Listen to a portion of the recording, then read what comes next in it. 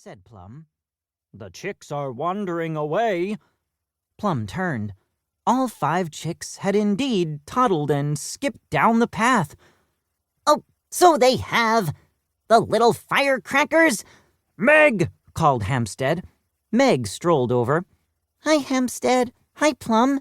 Hiya, Meg." "Meg, would you please help Plum watch the chicks?" Hampstead asked. "Sure," said Meg. "Okay," said Plum. "But remember, Hampstead, the chicks are my responsibility. I am the responsible one." "Harumph," said Hampstead. "Responsibility is my middle name," continued Plum. Hampstead sighed and hopped up into the great tree. "Fun responsibility, Plum. That's me," Plum called after him. Meg laughed. "I think he gets the idea, Plum." "I could go on." "I'm sure you could," said Meg. "But the chicks just turned the corner." "Oh," said Plum. "We should probably catch up." "I think that's best," said Meg. Chapter 2. Supervision in Action. Plum and Meg caught up with the chicks and made them stand in an orderly line.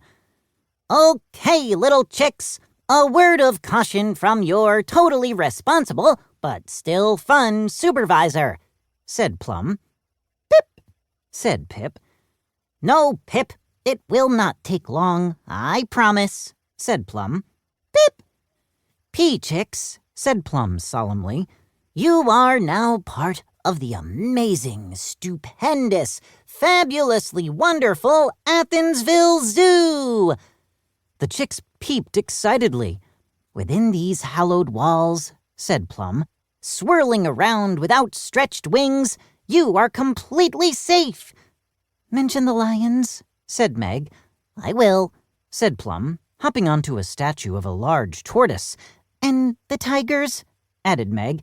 "Yes, as Meg points out," continued Plum, "some of our animals can be a tad bitey. You will learn to keep a safe and respectful distance." "Peep," said the chicks in a worried tone. "They are all friends," said Plum quickly. "Unless they're hungry," muttered Meg. "Unless they're hungry," said Plum. The chicks quivered and huddled together. "Never fear, little ones," said Plum. "You have a fine peacock flock and wonderful keepers to look after you." Lizzie, Plum and Meg's favorite keeper, walked down the path at that moment. "Ah," said Lizzie, joining them, "the peachicks." "Beep, beep, beep, beep, beep." "How adorable," said Lizzie. "You two taking good care of them?" "I'm mostly in charge, Lizzie," chirped Plum. "Meg is helping." "Right," said Meg. "Helping." Lizzie couldn't actually understand them, but she knew Meg and Plum enough to trust them. "You are in good hands, wings, with Plum and Meg," she said to the chicks. "Follow them, and you can't go wrong." She turned to Meg and Plum. "You two are lucky to have each other. I hope Jeremy doesn't get lonely in the apartment when I'm here at work." Lizzie sighed. "Well, I better get back to my rounds." Jeremy was a former street cat and now Lizzie's happy indoor cat.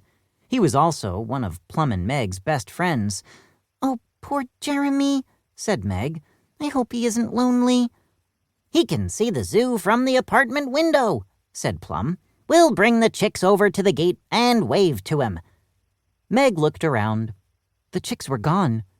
"We'll need to find them first." "See, Meg," said Plum, "they already feel safe in the zoo."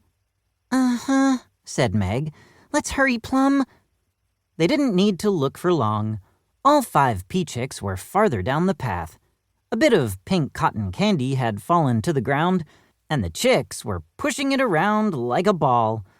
After successfully separating the chicks from the sticky cotton candy, Plum and Meg continued the tour. They visited the new baby gorilla, who was snuggling with her mama. They quietly admired the baby aardvark, who was taking a nap. And they paid their respects to the lion cubs, who were certainly more cute than scary.